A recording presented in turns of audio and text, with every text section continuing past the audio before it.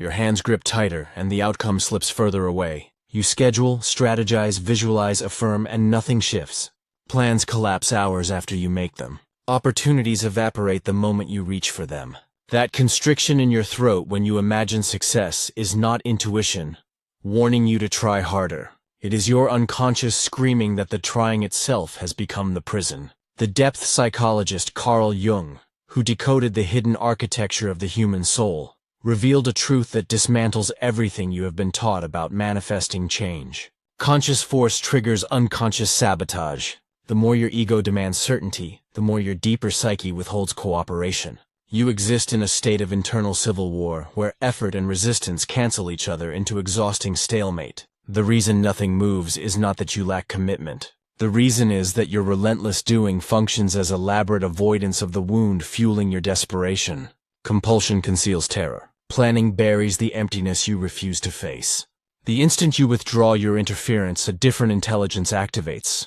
Not mystical reward for surrender, but access to the autonomous wisdom your frantic control has been suffocating. What follows will dismantle your assumptions about how transformation occurs and replace them with something far more unsettling and infinitely more effective.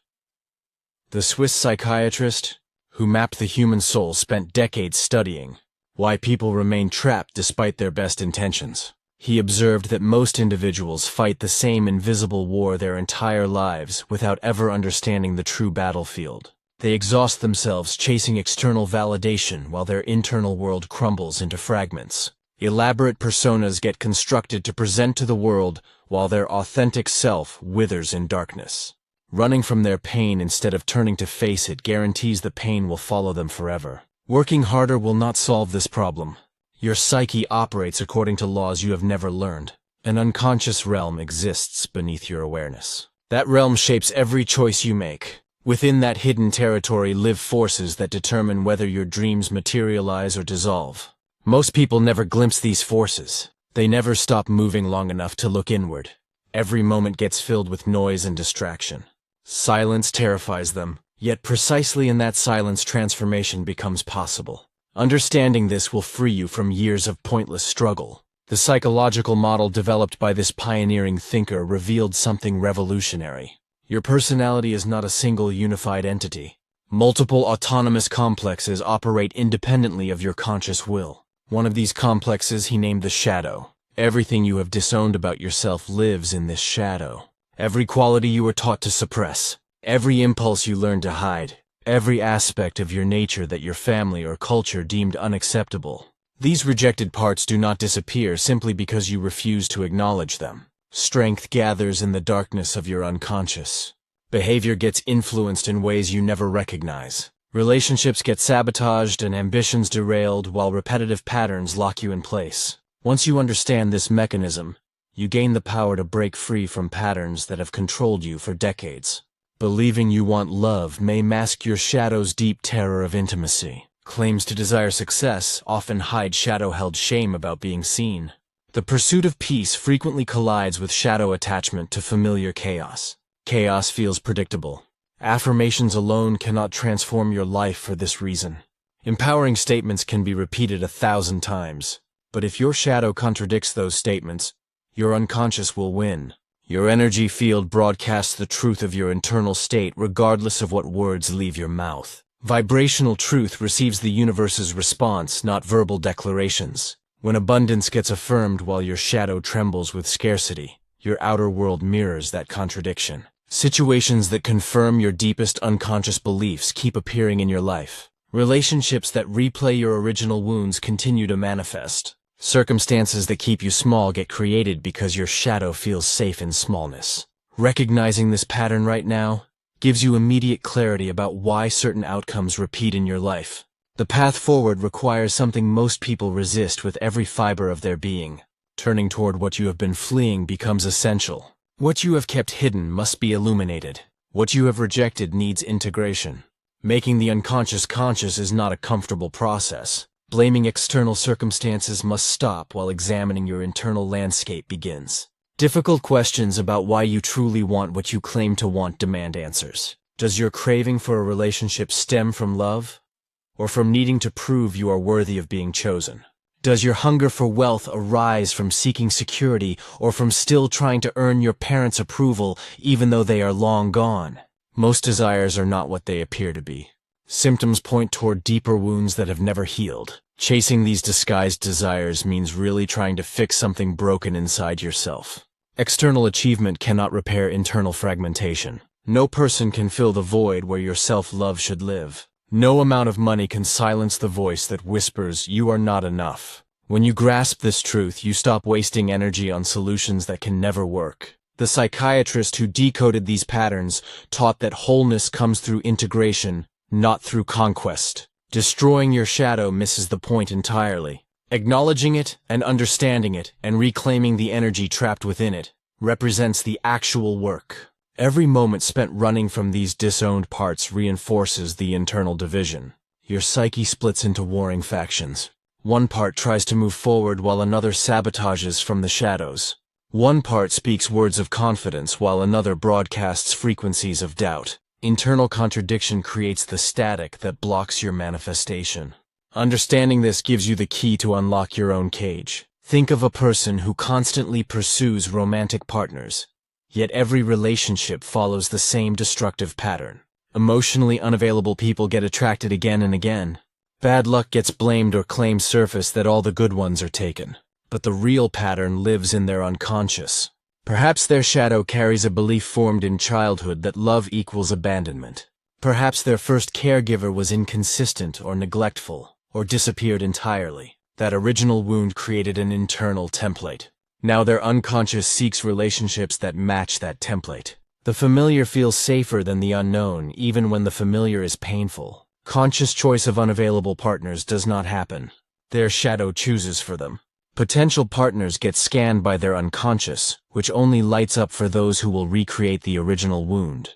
Masochism does not explain this behavior. The psyche attempts to master an unresolved trauma by repeating it until finally you wake up and do the healing work. Seeing this pattern in your own life right now gives you the power to choose differently starting today. Consider someone who sabotages every career opportunity just as success arrives.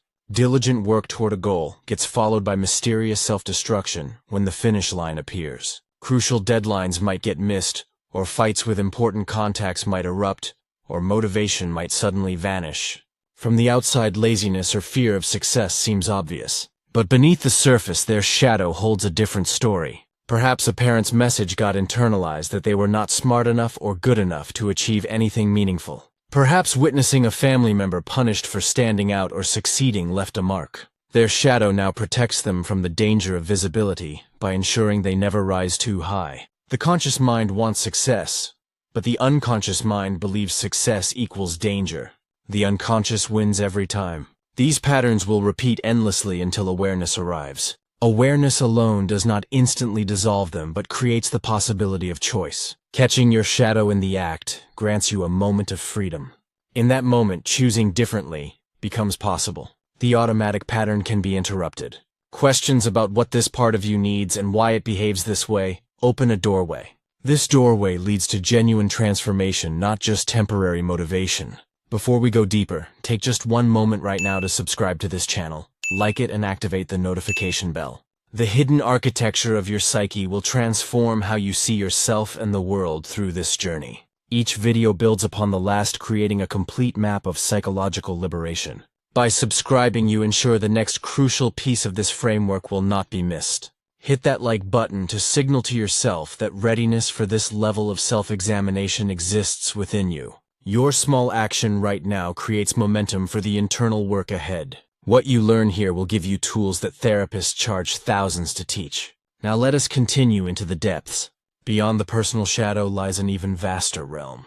The pioneering Swiss analyst discovered that beneath your individual unconscious exists a collective unconscious, shared by all humanity. What he termed archetypes fill this collective layer. Universal patterns of human experience repeat across all cultures and all time periods through these archetypes. Myths and fairy tales and religious symbolism contain them. Spontaneous emergence in your dreams happens whether you have studied them or not. Perceptions and reactions get shaped in ways your rational mind never comprehends. Understanding these forces gives you mastery over reactions that previously controlled you. Among the most powerful archetypes are the contrasexual images that live within every psyche. In men, the anima appears, which embodies the internalized feminine principle. In women, the animus manifests, which embodies the internalized masculine principle. These inner figures do not simply represent opposite gender qualities. Bridges between your conscious awareness and the vast unconscious realm get served by them. Connection to deeper wisdom and creative potential gets mediated through their function. When integrated, they become allies that guide you toward wholeness. But when these archetypal forces remain unconscious, chaos erupts in your external life. Learning to recognize and integrate these forces will save you from decades of relationship chaos. A man whose anima remains unintegrated projects her onto every woman he encounters. The actual person before him disappears from view. Either the idealized goddess who will save him appears, or the terrible witch who will destroy him takes her place. An emotional roller coaster results because his internal feminine has been outsourced to external women. Power gets given away by making others responsible for his emotional stability and his capacity for feeling. His moods swing wildly based on how women respond to him. His own depths become inaccessible because he believes only women possess emotional wisdom. Fragmentation persists because half of his psyche lives outside of him in projected form.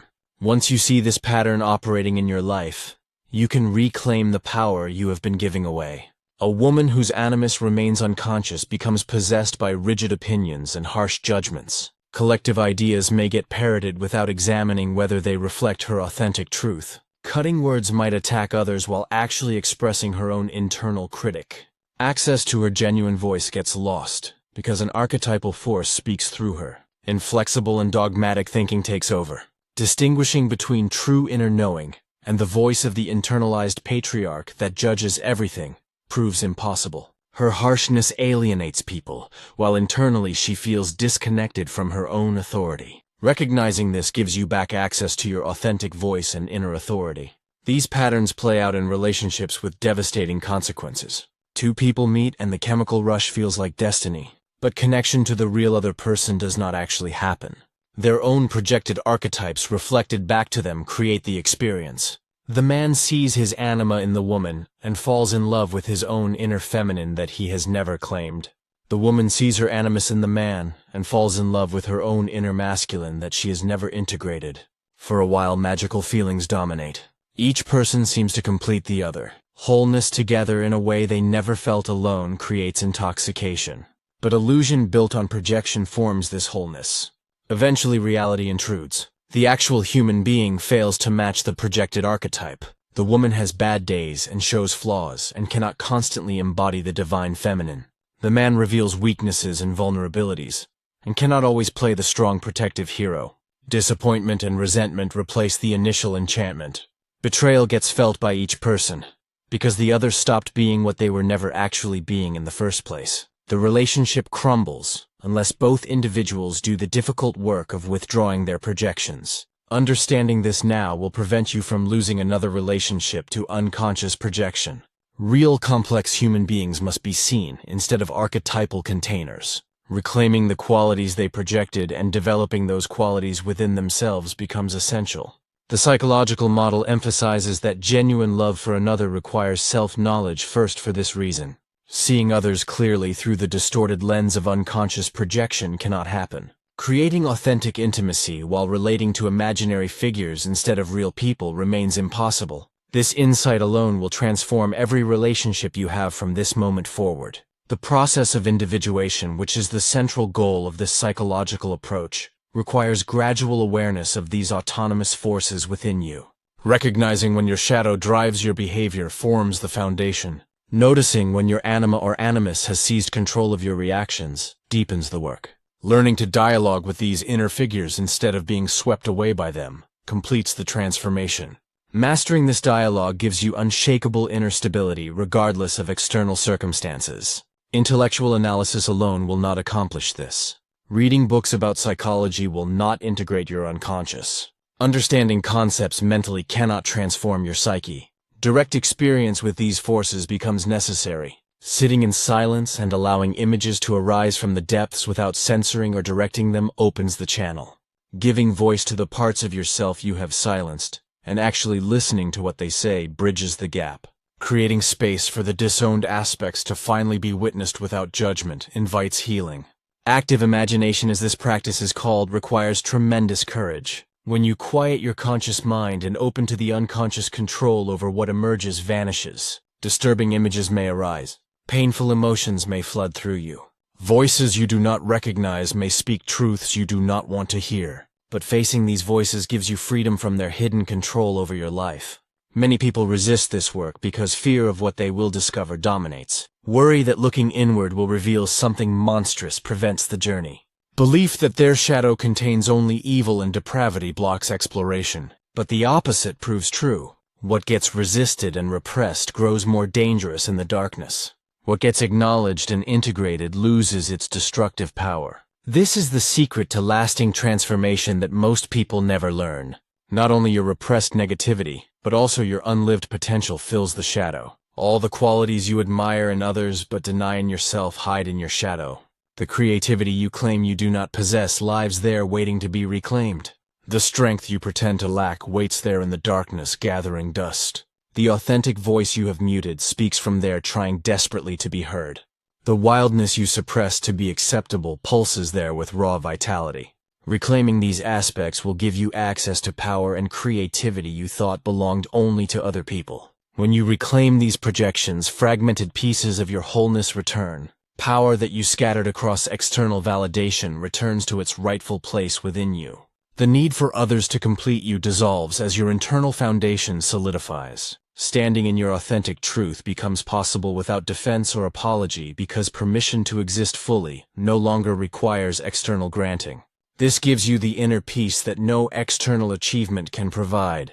Integration of the self rather than inflation of the ego is what this represents. The inflated ego demands constant recognition from the outside world. The integrated self requires nothing external because discovery of its own unshakable center has occurred. The journey inward reveals that most of your suffering stems from this internal fragmentation. Warring with yourself while blaming external circumstances for your pain keeps you trapped. Rejecting parts of your own nature, then wondering why you feel incomplete and restless, perpetuates the cycle. Projecting your unlived life onto others, then resenting them for having what you denied yourself creates bitterness. Ending this war within yourself will end the war in your external life. The path to liberation runs through the territory you have been avoiding your entire life. Direct passage into the discomfort you have spent decades trying to escape becomes necessary. But on the other side of that discomfort lies freedom you cannot yet imagine from where you currently stand. A life where controlling outcomes becomes unnecessary because trust in your inner process develops. A state where chasing external validation loses its grip because your own unshakable center has been found. A way of being where fearing your own depths no longer haunts you, because that territory has been mapped and claimed as rightfully yours. This is the gift waiting for you on the other side of this work. Overnight transformation or a single breakthrough moment will not accomplish this. Gradual unfolding happens as you commit to the ongoing work of self-examination. Each time you catch yourself projecting an opportunity to withdraw that projection and integrate what it reveals appears.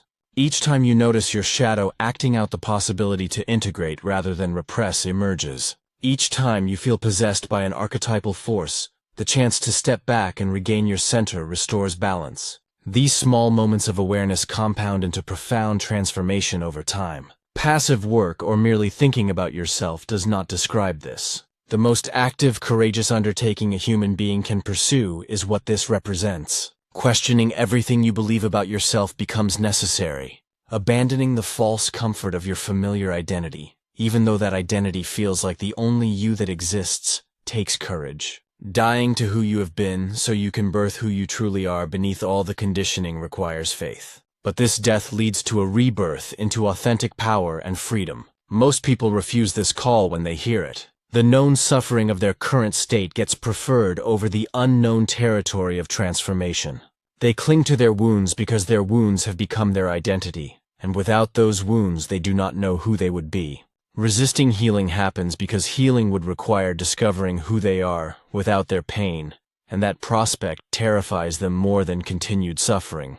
But for those rare individuals who accept the call despite the fear, the rewards are immeasurable. Discovering that you contain multitudes rather than being a single fixed identity expands your world. Learning that your psyche holds wisdom far beyond your conscious understanding humbles and empowers simultaneously. Finding that when you stop fighting yourself, access to resources you never knew existed transforms everything. This is the clarity and strength that comes from doing the inner work most people avoid. The next phase of this journey will take you even deeper into the mechanics of transformation and the paradox of action through inaction. What happens in the space between effort and outcome determines whether your life transforms or remains trapped in endless repetition.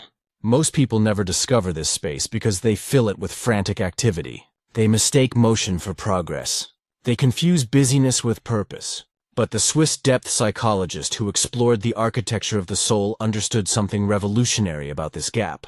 He recognized that ceasing deliberate action paradoxically activates the most powerful forces within your psyche. Stopping does not mean collapsing into passivity or resignation. Stopping means withdrawing your interference from processes that were never yours to control in the first place. Your ego believes it runs your life. It takes credit for successes and blame for failures. It schedules and plans and strategizes endlessly. Yet beneath this surface, Commander operates a vastly more intelligent system. The unconscious does not need your conscious management to orchestrate synchronicities. It does not require your permission to begin healing fragmented parts of your psyche. It does not wait for your approval to start aligning your external reality with your internal transformation. But it does require one thing from you: space. When you finally release your grip on outcomes, a vacuum forms. This vacuum terrifies the ego because the ego equates emptiness with death. So you rush to fill the void with new plans and fresh strategies and different approaches. Each time you do this, you abort the very process that could actually liberate you. Understanding this will save you years of exhausting yourself while going nowhere. The void is not punishment. The void is preparation. Ancient alchemical texts that fascinated the pioneering psychologist spoke of the nigredo, the blackening, the stage where everything dissolves into darkness before new form can emerge.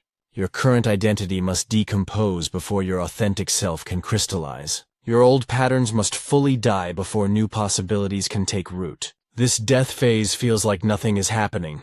No external signs appear to confirm you are on the right path. No validation arrives to reassure you that your surrender was correct. Just silence and waiting and the terrifying absence of proof. Most people panic here and revert to their old controlling behaviors. They interpret the void as evidence that letting go was a mistake. They decide that perhaps they were not trying hard enough after all. So they grip even tighter, and the cycle begins again. But those rare individuals who can tolerate the discomfort of not knowing discover something extraordinary. The unconscious was working the entire time. Beneath the surface, calm, profound reorganization was occurring. Neural pathways were rewiring. Energetic frequencies were recalibrating.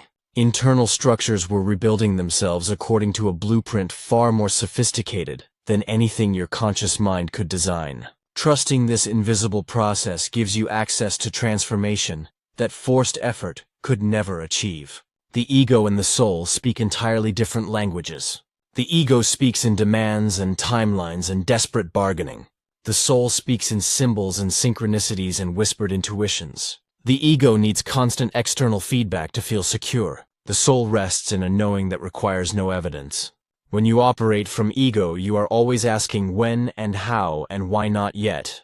When you operate from soul, you are simply being and allowing and trusting. The shift from ego to soul does not happen through more striving.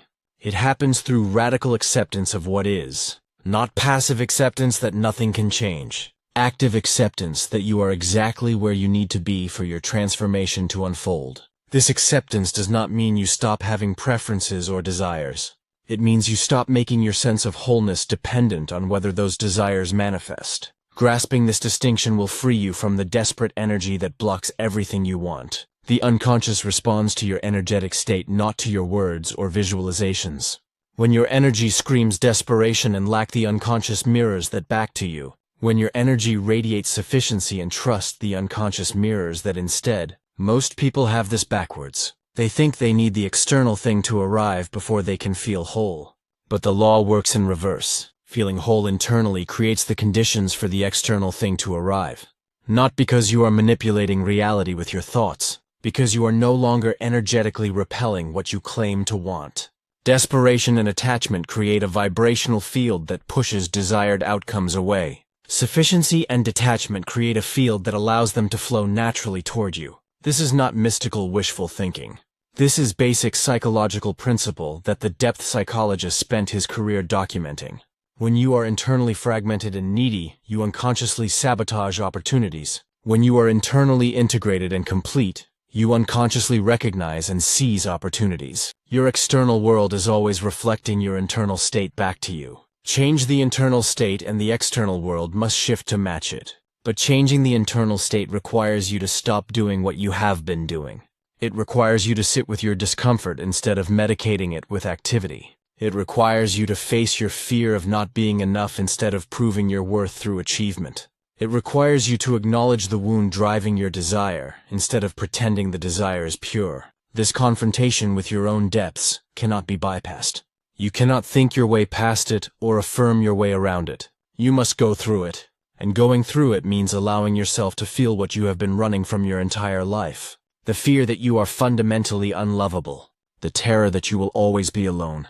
The shame that you are somehow defective. These core wounds live in your shadow and they will continue to control your life until you turn and face them. Facing them does not mean analyzing them intellectually. Facing them means sitting with the raw feeling in your body without trying to fix it or escape it. Most people cannot tolerate this for even 60 seconds. The discomfort becomes too intense, so they reach for their phone, or turn on the television, or start planning their next move.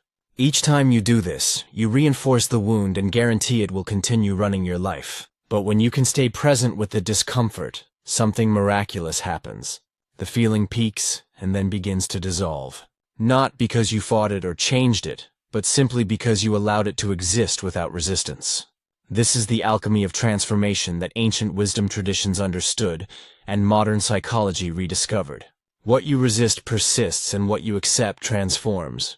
Your shadow loses its power the moment you stop fleeing from it. Your wounds begin to heal the moment you stop trying to heal them. Your life begins to align the moment you stop forcing alignment. Paradox lives at the heart of all genuine transformation. The way forward is through surrender, not through effort. The path to power runs through vulnerability, not through strength.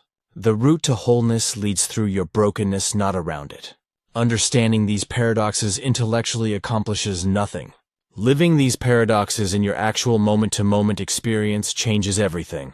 So when you notice yourself gripping and controlling and demanding that life conform to your timeline, remember this. You are blocking the very thing you are trying to create. Your frantic energy is the obstacle, not the solution. The universe is not withholding from you. You are withholding from yourself by refusing to become the energetic match for what you desire. Becoming that match requires you to embody the feeling state of already having what you want. Not as a manipulation technique, but as a genuine internal shift. When you truly feel abundant, you stop chasing abundance. When you truly feel loved, you stop desperately seeking love. When you truly feel whole, you stop trying to complete yourself through external achievements. This feeling state arises naturally when you do the inner work of integration. When you reclaim your projections and integrate your shadow and dialogue with your archetypal forces, you become whole. Wholeness does not mean perfection. Wholeness means acknowledging and accepting all parts of yourself, including the parts you have judged as unacceptable. The light and the dark, the strong and the weak, the noble and the shameful. All of it belongs to you, and all of it has a place in your integrated psyche. Rejecting any part creates the fragmentation that keeps you stuck. Accepting every part creates the wholeness that allows you to flow. This acceptance cannot be forced or faked. Your unconscious knows the difference between genuine acceptance and spiritual bypassing. Genuine acceptance comes with a felt sense of relief and relaxation in your body. Spiritual bypassing comes with a false brightness and suppressed tension. One liberates and the other creates new prisons disguised as freedom. Be ruthlessly honest with yourself about which one you are practicing. The depth psychologist taught that individuation, becoming who you truly are, is the central task of human life. Not becoming who your parents wanted you to be. Not becoming who society says you should be. Becoming the unique expression of the self that only you can embody. This process cannot be rushed or controlled. It unfolds according to its own organic timeline. Your job is not to manage the process, but to create the conditions that allow it to unfold. Those conditions are simple but not easy. Stop interfering. Stop judging. Stop demanding. Start witnessing. Start accepting. Start trusting. This shift from doing to being is the hardest thing most people will ever attempt. Every fiber of your conditioning screams that you must do something to make your life work. But the deepest wisdom traditions and the most profound psychological insights agree on one thing. You are not creating your life through effort. You are allowing your life to emerge through presence. Presence means being fully here in this moment without resistance to what is. Not liking what is, but not fighting what is. Seeing clearly without the distortion of desire or aversion. Feeling completely without numbing or dramatizing. When you master presence, everything changes. Not because presence gives you control, but because presence reveals that control was always an illusion. The forces shaping your life are vastly more complex than your conscious mind can comprehend. Trying to control those forces is like trying to control the weather. You can work with them or you can exhaust yourself fighting them. Working with them means observing the patterns and aligning with the flow. Fighting them means demanding reality conform to your preferences and suffering when it does not. The choice is always yours. Struggle or surrender. Force or allow. Ego or soul. Each moment presents this choice again. Most people choose struggle because they have been conditioned to believe that surrender means giving up. But surrender is not giving up. Surrender is giving in to something deeper and wiser than your ego's limited perspective. Surrender is trusting that the intelligence that grows your hair and beats your heart and orchestrates trillions of cellular processes every second might actually know what it is doing with your life. Surrender is recognizing that you are not the author of your story, but rather a character discovering the story as it unfolds. This recognition brings profound relief. You no longer need to have all the answers. You no longer need to figure everything out. You no longer need to force outcomes through sheer willpower. You can rest in the knowing that you are being lived by something far greater than your small sense of self. This does not mean you become passive or stop taking action. It means your actions arise from presence and alignment rather than from fear and desperation. Aligned action feels light and easeful even when challenging. Desperate action feels heavy and forced no matter how much you accomplish. Your body always tells you the truth about which type of action you are taking. Learn to listen to your body, and you will never waste energy again. The journey we have traced through these teachings points to one simple truth. You already are what you have been seeking. And once you stop seeking and start being, your entire life transforms itself around that recognition.